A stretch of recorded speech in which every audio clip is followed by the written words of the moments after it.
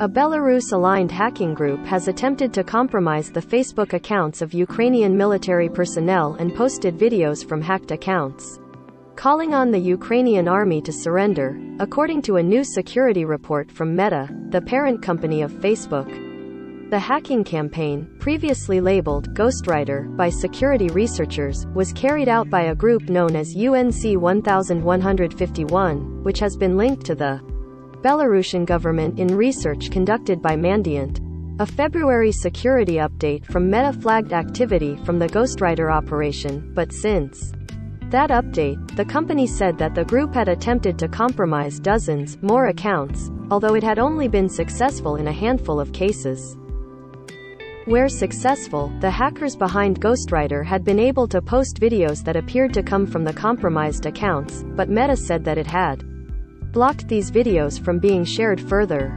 The spreading of fake surrender messages has already been a tactic of hackers who compromised television networks in Ukraine and planted false reports of a Ukrainian surrender into the chyrons of live broadcast news.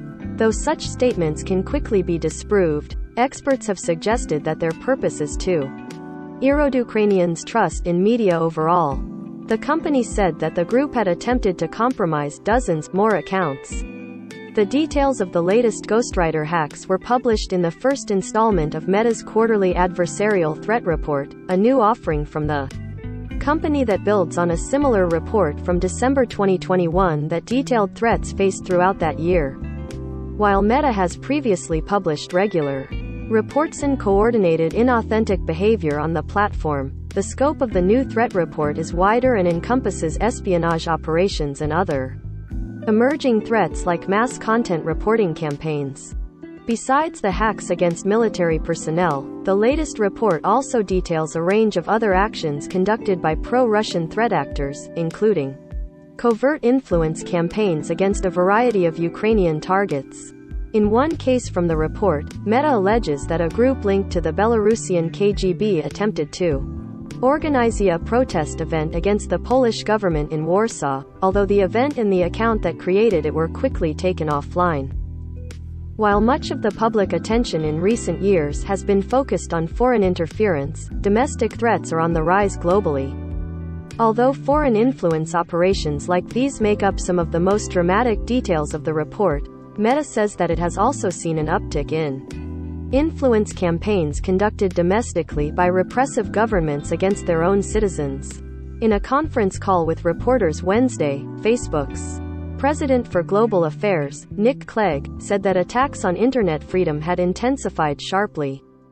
While much of the public attention in recent years has been focused on foreign interference, domestic threats are on the rise globally, Clegg said. Just as in 2021, more than half the operations we disrupted in the first 3 months of this year targeted people in their own countries, including by hacking people's accounts, running deceptive campaigns and falsely reporting content to Facebook to silence critics. Authoritarian regimes generally look to control access to information in two ways, Clegg said, firstly by pushing propaganda through state-run media and influence campaigns, and secondly by trying to shut down the flow of credible alternative sources of information.